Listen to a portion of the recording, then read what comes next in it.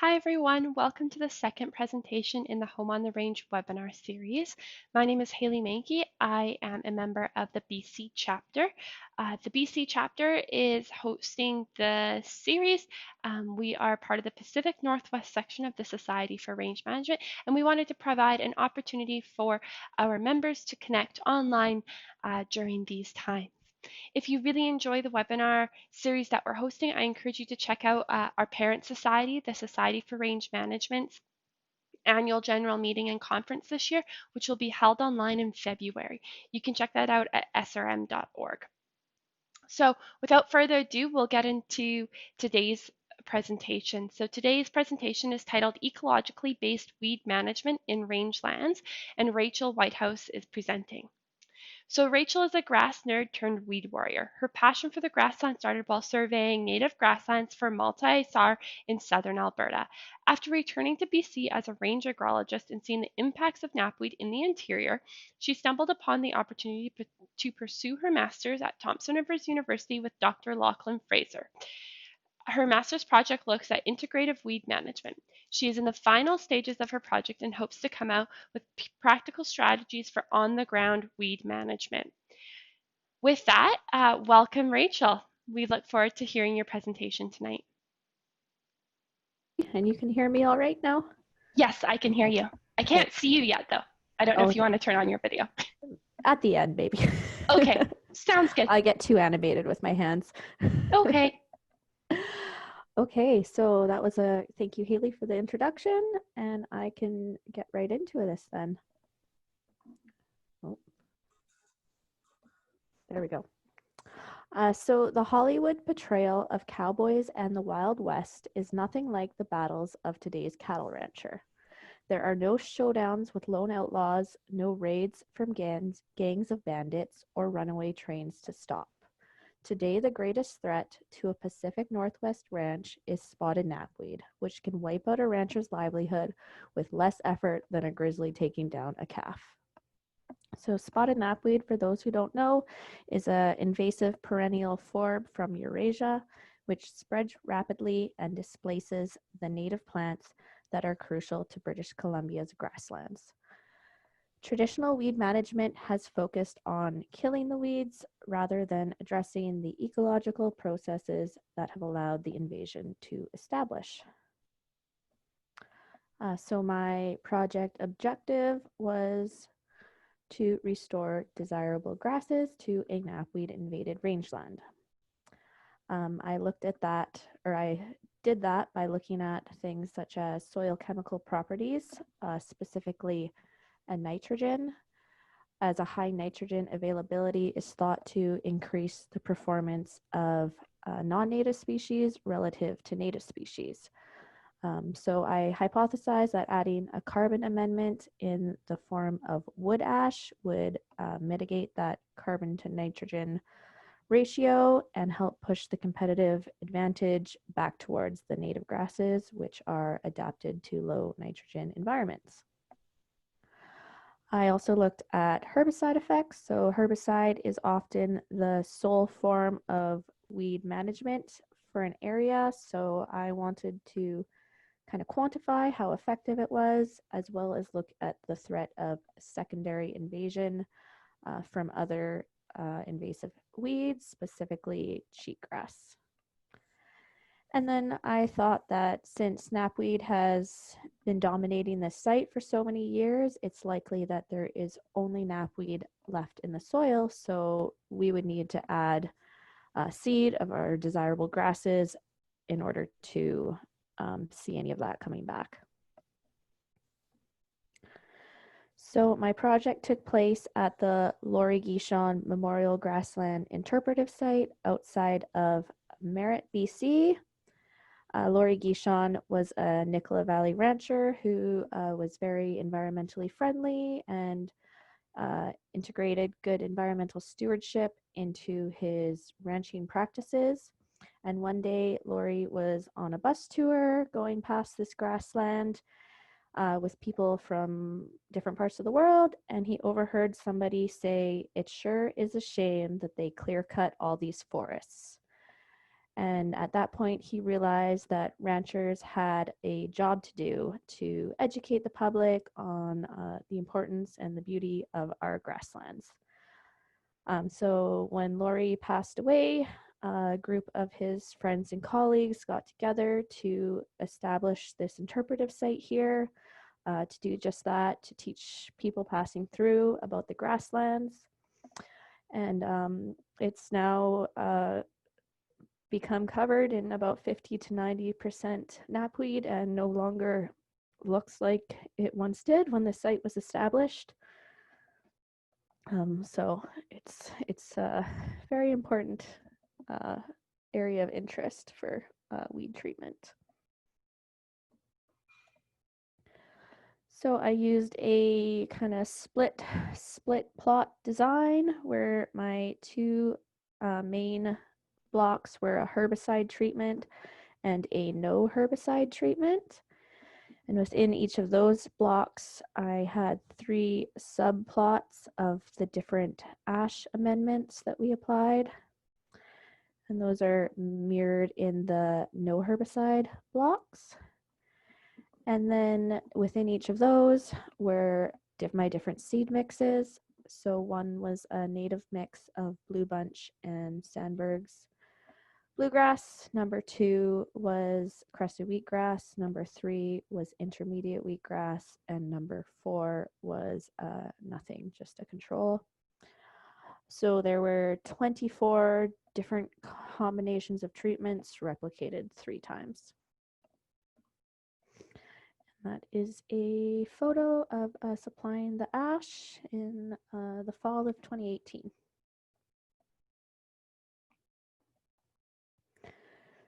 So some of the main results that I've seen after 2 years post-treatment, I've kind of color coordinated the percent cover for each of the treatments. So yellow would be any of the unsprayed treatments, and red is the sprayed treatments, and then with the different ash treatments. So herbicide, as expected, significantly decreased spotted knapweed cover, while ash, just applying ash alone, had no significant effect on the knapweed cover. In fact, there was no difference in any of the unsprayed plots. There was just a impenetrable force of knapweed cover. We did see in the high ash treatments, they significantly increased the cover of Kentucky bluegrass and June grass. So that was positive. And I've just lumped the all forbs together for the purpose of this presentation, just to show that there was a significant decrease on non-target forbs from the herbicide, but it didn't eradicate them or anything. They're still there and will be able to come back now. I didn't see very much success in any of my grass seeding. I included the intermediate wheatgrass there because it did come in a little bit. However, that was not significant. And this is not a complete list of all the species that are there. This is just kind of the main ones that I wanted to talk about.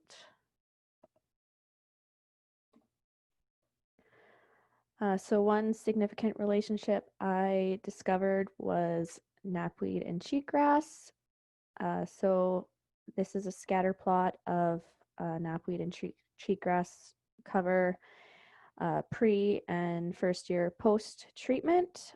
So you can kind of see when you have these higher levels of spotted knapweed, your cheatgrass cover is staying pretty low, but as soon as you remove the knapweed, you're getting really, really large increases of cheatgrass.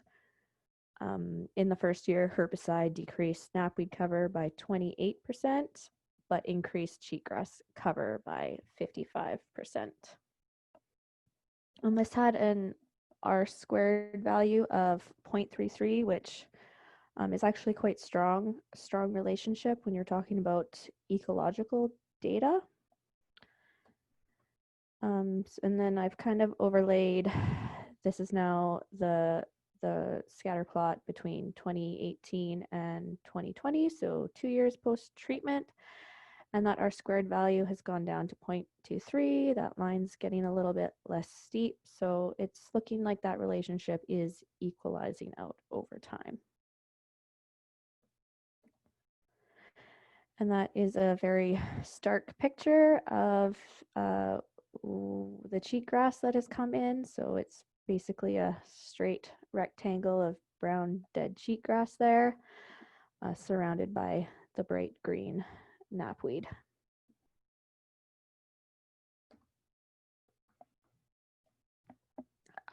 So I used plant root simulator probes to measure the available cations and anions over 2 periods of time, over in both years post-treatment.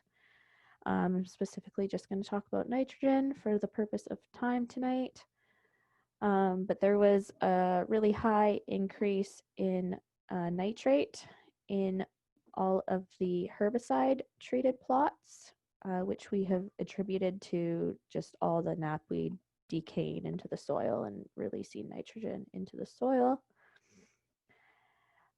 It does appear that the ash is having an effect on the nitrate in the soil and is inhibiting nitrification. However, the relationship's not super clear, seeing as how those aren't very different, and that is quite different. So I'm still investigating what is going on.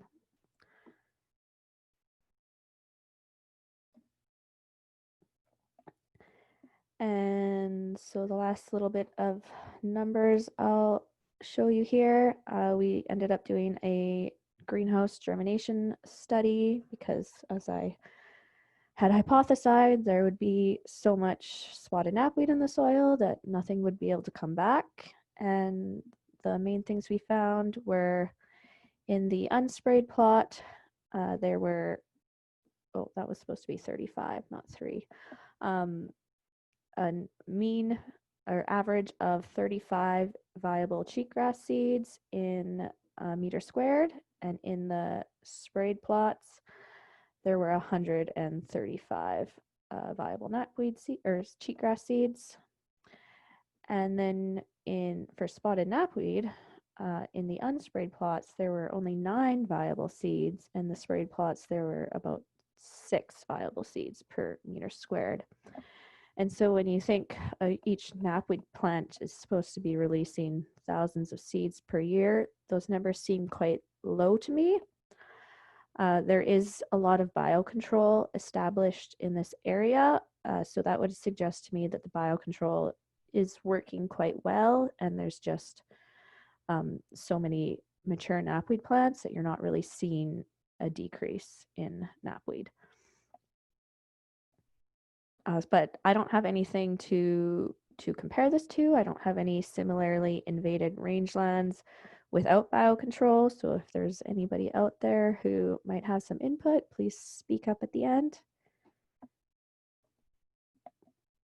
And practical takeaways. So I'm all about practicality. I'm in a very unique position in that I'm the government agrologist for this rangeland, and I can quickly take everything I've learned and help implement it into the actual management practices that are happening at the site.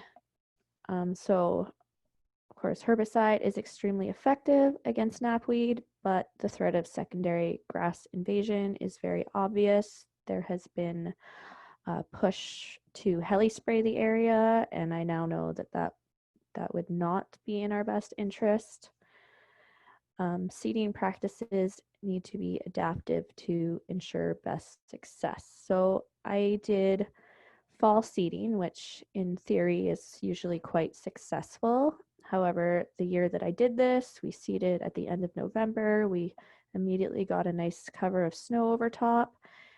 And then around Christmas, it was about 12 degrees and everything melted. So I'm assuming a lot of that seed germinated and then died off or was picked off by birds in that time.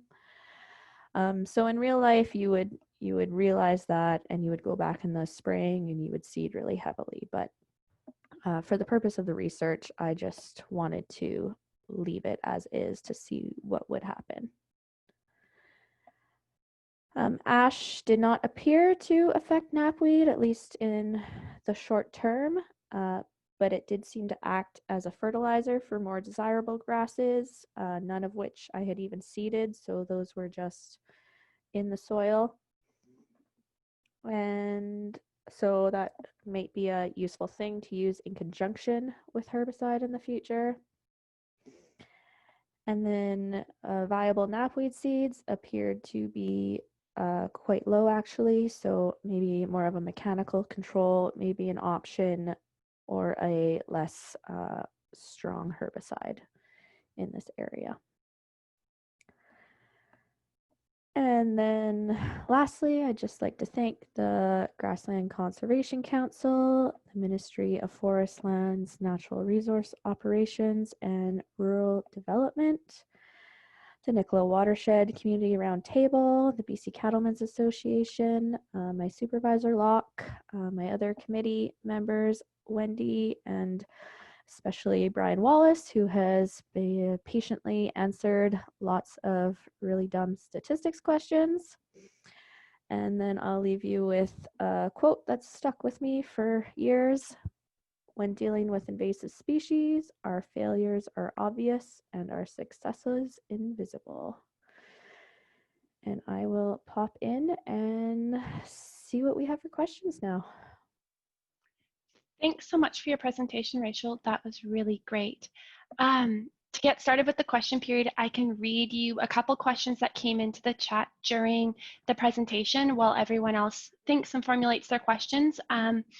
And everyone else, I invite you to chime in with any questions when there's a natural break in the conversation, verbally, or if you don't want to, you can put them in the chat and I'll read them out.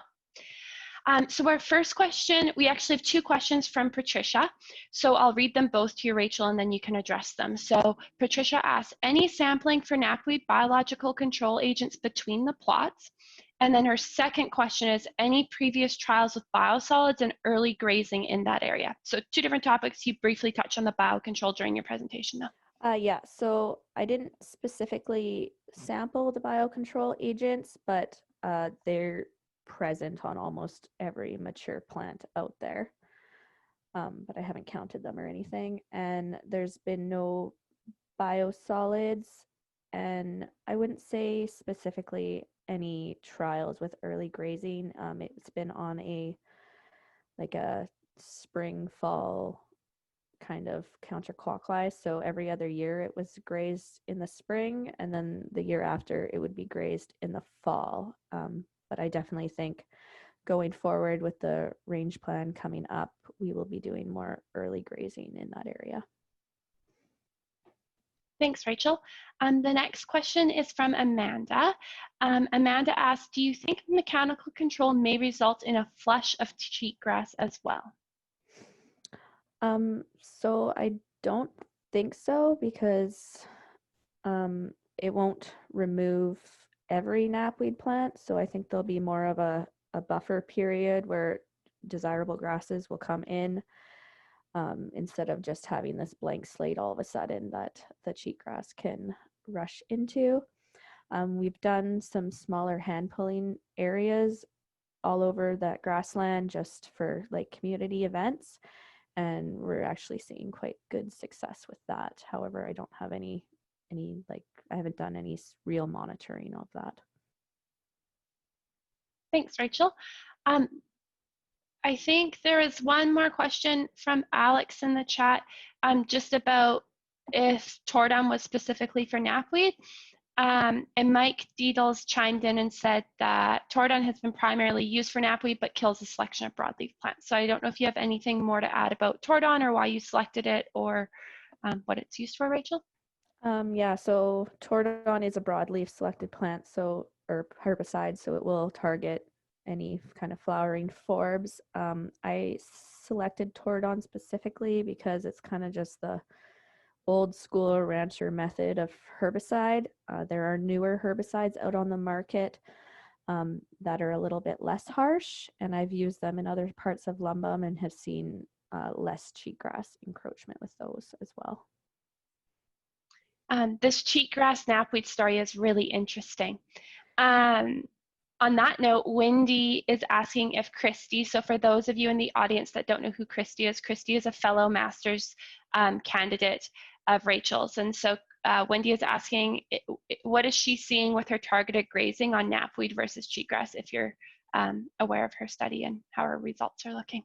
Yeah, I don't know if she's on here to pop on. I don't know specifically. I know she's had really good results on the cows targeting the knapweed, but they just eat the flowering buds, right? So you're not having this really stark removal of the whole plant. You just be reducing the seed bank slowly over the time, kind of like biocontrol. And I also know that there's a lot less cheatgrass in Christy's actual study area. It's in a different pasture than mine. Thanks, Rachel. Does anyone else have any questions that they want to chime in with, or comments or discussion? Also, I'll just reply to Mike there. He's talking about, I think, outside of my project. Yes, I have done other seeding in Lumbum in different years where it was successful. Just this particular year was an anomaly. Oh, that's good to know. Question, Rachel, it's Wendy. I was just going to say, like, you were expecting with the herbicide and then the seeding on top of that to see in those cases a more successful take of the seed as opposed to the cheatgrass, right? Yes. You didn't see that, but what Mike was saying, you have seen that in other areas out there. So it was maybe just that issue with the fall seeding and the winter melt, then you think? Yes, and I also think the herbicide I used, according to the label, it should have been safe to seed 4 months after application, which is what we did. But now talking to kind of like Purity Feeds and stuff, they don't suggest seeding the same year you spray Tordon. Oh, that's interesting. Yeah. Myra has asked, any ideas on how you're going to combat the cheatgrass, and any ideas on plant soil feedback, i.e. knapweed and cheatgrass changing soil properties impacting native plant establishment success? I don't know how I'm going to combat the cheatgrass. I've learned that I'm going to ensure that we don't get cheatgrass coming in that manner. And then I'm hoping that a combination of the earlier grazing and then seeding where necessary will help combat the cheatgrass where we have it now. And then I don't know how to answer that next one right now. I know there will be impacts, and that is something I'm going to look at further, and how the soil properties are affecting native plant growth, but I don't have an answer yet.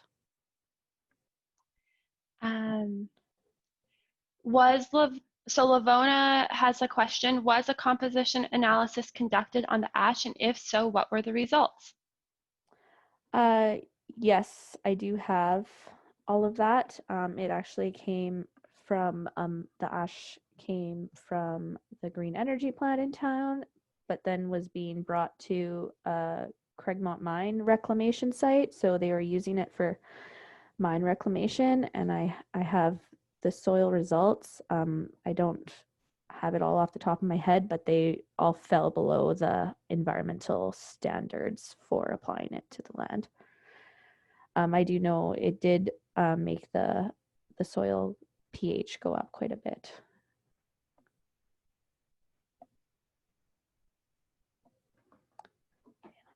Thanks, Rachel. We'll wait to see if there's a few more questions come in. We have a couple more minutes left. Oh, here's a few. From Patricia again, are there residual or legacy, I don't know that word. No, me neither. Patricia, do you want to chime in here? Legacy effects of something in the soil after knapweed removal. It's niacin, and thank you. Compounded knapweed that retards the growth of plants around it in the soil. Oh, catechin. Yeah. So the And I was wondering if research there's- on catechin is kind of one of those things that we don't really have an answer for. At first, I was really quite interested in it, and the more I read into it, there's some people saying that it has no effect on anything and it's really hard to measure. In theory, there would be residual catechin in the soil. Okay. Interesting. Thank you. Yep. Bob has asked a question if there's any opportunity to temporarily change the grazing pattern to early spring for several successive years to help combat cheatgrass and knapweed.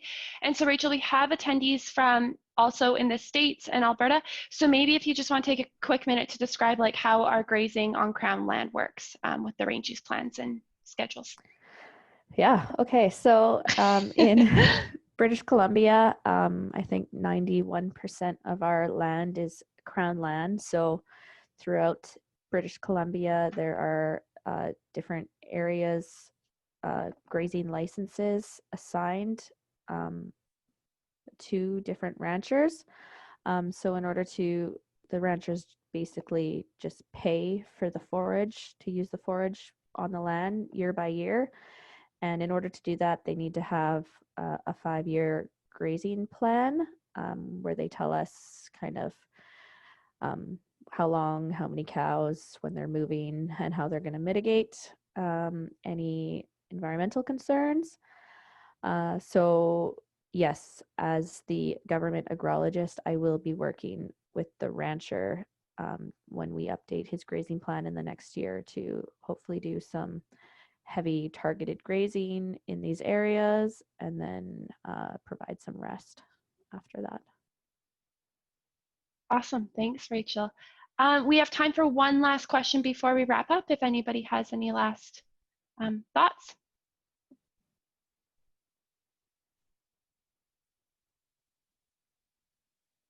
If I don't see any, then I'd like to take this time to thank Rachel for giving your time and sharing your research with us. It's really great that you were able to come on tonight, and I know a lot of people were able to make it for it being an evening. And for everyone in the audience, we will be posting a recording on YouTube of this after, so be sure to check that out.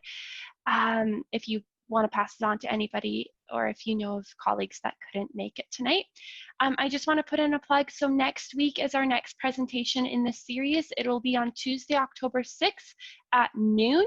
Amanda Miller will be presenting on a wildfire risk reduction pilot project that's occurring here in British Columbia. So that will be an exciting presentation as well. So I look forward to seeing you all next week. Thanks for tuning in.